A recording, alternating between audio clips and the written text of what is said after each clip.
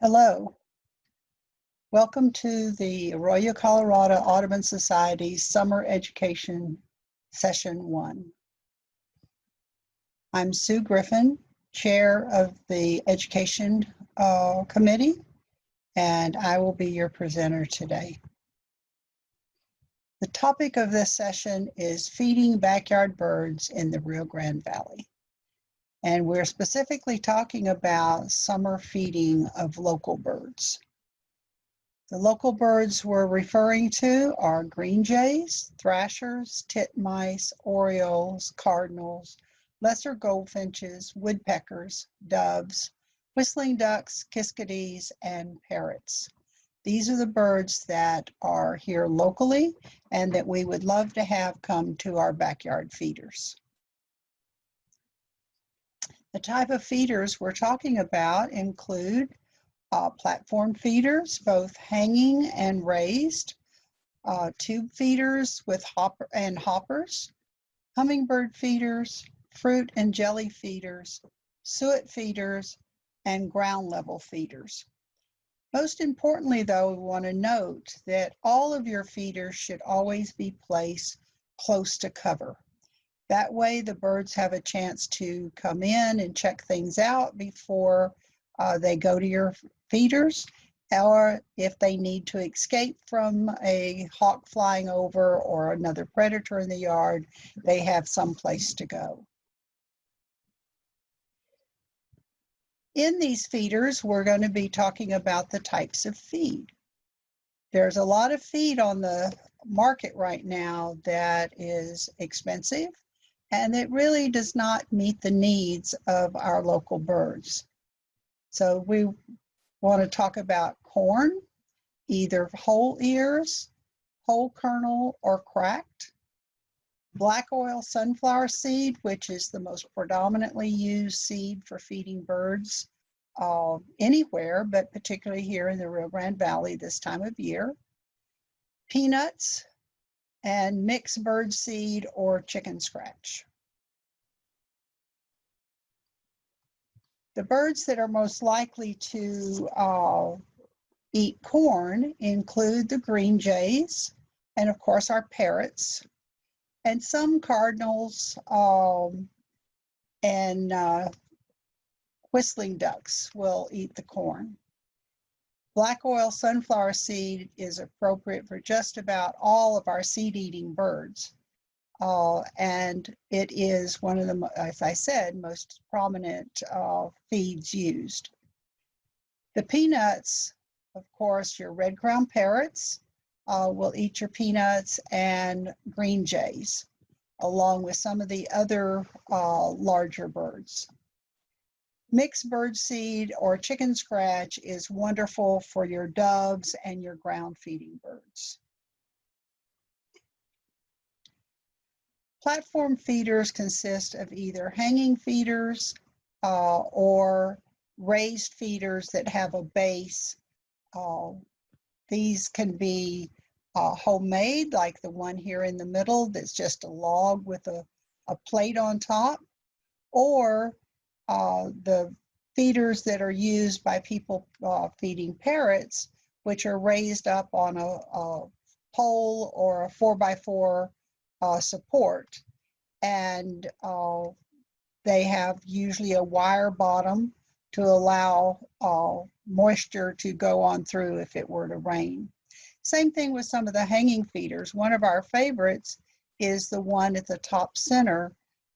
It comes with a dish inside that you can use it as a bird bath if you'd like, or to hold smaller seeds. As shown here, this feeder has a perforated plastic bottom to it, which again allows the moisture from rain to go on through and not ruin all of your seed.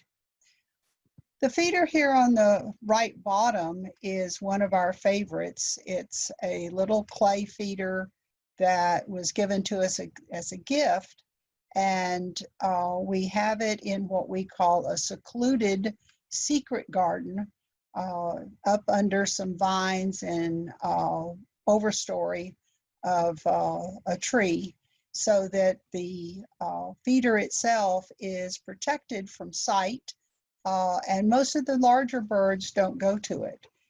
This is the favorite of our long-billed thrasher that lives in our yard and likes to secrete himself away from the open areas.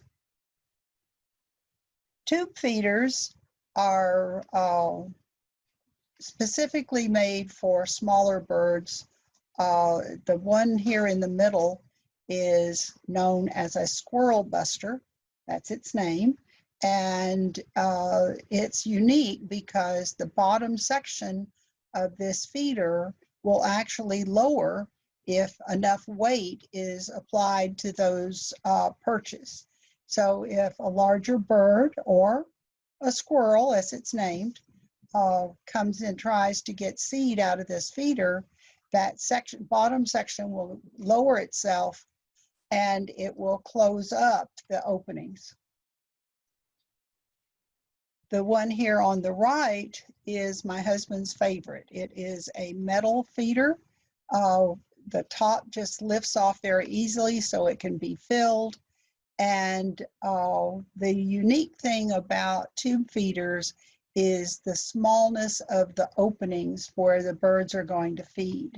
And that way it's limited to the smaller birds. And the other limiting factor is also the small perches. The large birds can't fit on these perches. Unlike a tube feeder, hopper feeders will have a shelf base on the bottom. They are usually bigger and hold more seed, and they are easily accessible by some of the larger birds. This is a good preference for cardinals, and even the parrots come to this feeder. It's also one of the feeders that you will find your white-winged doves using a lot. Hummingbird feeders are important to keep up year-round, but in the Rio Grande Valley, migration takes place between mid-April and early June, and early September to early October. So that's when you want to have multiple feeders. But in the summer, it's not necessary to keep so many feeders up. You might want to just have one or two. And you want to limit the amount of water that you put into them because you don't have that many birds using it, and your water will just ferment over a matter of just a few days with the heat in the Rio Grande Valley. First, I want to caution you not to buy the pre-packaged hummingbird feeder water that has red coloring in it. It's not necessary, and sometimes it's even harmful to the birds. It's recommended that you make your own hummingbird water. A ratio of 1 part sugar to 4 parts water is all you need. And for myself, I always boil my water, and I use reverse osmosis water or bottled water to make the hummingbird feeders. It's just a little bit of precaution that I take to help with slowing down the fermentation and mold in the feeders. I also might say that every time I change out the water, I thoroughly clean the feeders using a solution of bleach water that is extremely hot. This way you help to disinfect the feeders also. In the summer, the birds that you're going to have here are buff-bellied hummingbirds and occasionally a black-chinned hummingbird. And as you can see in this lower left corner, I have a immature black-chinned hummingbird that visited my feeder just last week. In addition to hummingbird feeders, though, we have a lot of other birds that will go to your hummingbird feeders for the sugar water, including orioles and woodpeckers. If you're going to expect to have them or they are coming to your feeders, make sure that you've got some extra braces and perches for them.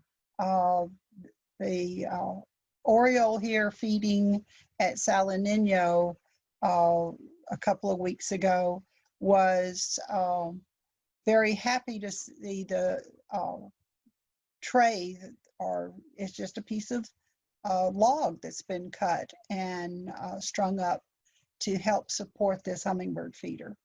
And at our house, we used some branches from an olive tree that had to be trimmed that we screwed into the tree right beside where this hummingbird feeder hangs. And our young golden-fronted woodpecker is happy to have that perch so that he sits and drinks a lot longer. Suet feeders are another type of food source for summer birds. Suet is usually based on a lard mixture to give birds a lot of fat in the winter. But in South Texas and in the summer, particularly, that's not necessary. And in fact, the suet will tend to get rancid, and the lard in it will melt in South Texas. So peanut-based suet is recommended, and I have found that the Peanut Delight suet from Audubon is inexpensive and is quite good. I've even had titmice come and get the suet to go and feed their babies. And these suet blocks fit into the suet holders that are directly below it. It's just a perfect fit. Or, as my friend Alicia purchased from the internet, a little more fancy suet feeder. If you're trying to get woodpeckers into your yard, the woodpecker block and the special woodpecker suet holder, which allows the access to the suet only from the bottom, is perfect for woodpeckers. And if you'd like to make your own, you can just take a small log and drill some holes in it and attach some perches. And then there's a recipe here for making your own suet, and you can either put it into small cups or you can wait until it is softer and then smear it into the log. The only addition I would say to this recipe is if you are feeding during nesting time, that you add some crushed eggshells that have been dried or sterilized, and that allows the nesting birds to have a little bit more calcium in their diet. Here are some birds on suet feeders at my feeding stations, and if I had not had this suet feeder up, I would have missed out on this Bullock's Oriole, because that's the only place I saw it the entire time that it hung around. It would come to this suet feeder and then it would disappear. And later I'd find it again at this suet feeder. So I could just stake it out to get these this photograph. Another form of suet is called bark butter.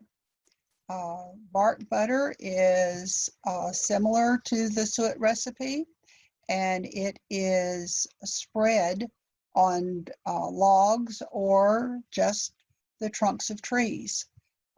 In going through the internet looking for a bark butter recipe to give you, I found a blog spot called wildscaping.com, and the lady there had written an article on bark butter, and in it she referred to learning from Julie Ziegefuss, a very famous birder. And she also has a blog spot and a YouTube video on how to make bark butter. I recommend both of these. Fruit and jelly feeders are fantastic. We can always use our leftover, not quite too bad to throw out, but a little less than optimal for eating fruit. Grapes are great for kiskadees and cardinals. Bananas, the chachalakas just go crazy for them. Peanuts for green jays, and of course our parrots. And then melons, the rinds of your watermelons or cantaloupe make wonderful snacks for birds. And here in the Rio Grande Valley, with the prominence of our citrus, oranges are often used and appreciated by the birds. And if you look to the left-hand bottom corner, this is a jelly feeder, particularly made for orioles, but enjoyed by a number of other birds. In this particular case, this feeder that was purchased from the internet has a jar with it, but you can replace it directly with the jelly jar. And then it has a little dial on the bottom that allows you to turn it to just get a small amount of jelly out at any given time. The feeder on the right is another jelly feeder. It's little dishes that are recessed in that disc, and you just put your jelly in there for the orioles. And our final type of feeders are ground level feeders. The bottom left-hand corner is the front of my home, where my husband puts out a combination of black oil sunflower seed, cracked and whole kernel corn, and chicken scratch. So he feeds all of the birds that love to feed on the ground. This is mostly whistling ducks, but on any given day, you're going to find a number of white wings, and we have a lot of Inca doves that feed with this birds. Logs make wonderful ground feeders. You can find any kind of old logs that have been cut down that have a little hollow space in them for you to put in some seed. It keeps it low to the ground for those ground feeders like thrashers, but it's also a good place to find bugs. And if you look at the one on the right, this one isn't even used for seed. It's just a decaying log that is being used by any kind of insect, and the thrashers will come in and look for lunch. And finally, you can use just a plain rock. Any kind of a flat surface works well as a ground feeder. Most importantly, we need to provide water in the summer. This home that I helped to plan the landscaping installed a dripper that drips into this wonderful rain chain, and then it splashes into a small basin of rocks down at ground level. This has been a very popular bird water feature. And remember that the sound of moving water, whether it's a rain chain dripper or a fountain or a stream, any kind of moving water will attract birds to your yard. And it doesn't have to be elaborate. It can be just a flower pot saucer like you see here on the bottom right. It can be a dripper from your water hose. In this particular case, I had been watering flower pots and put this water hose down for a minute, and our visiting chachalaca took advantage and came in and got water while I was gone.